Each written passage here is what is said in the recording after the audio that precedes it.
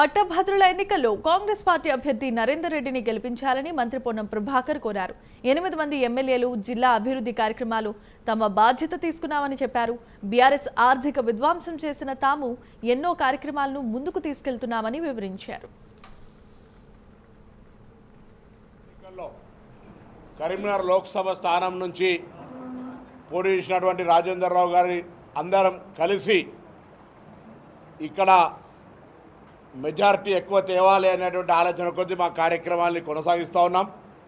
ఈరోజు పోటీ చేస్తున్న అభ్యర్థుల్లో నరేందర్ రెడ్డి గారిని మొదటి ప్రాధాన్యత ఓటు వేసి గెలిపించాలని కోరుతూ ఉన్నాం.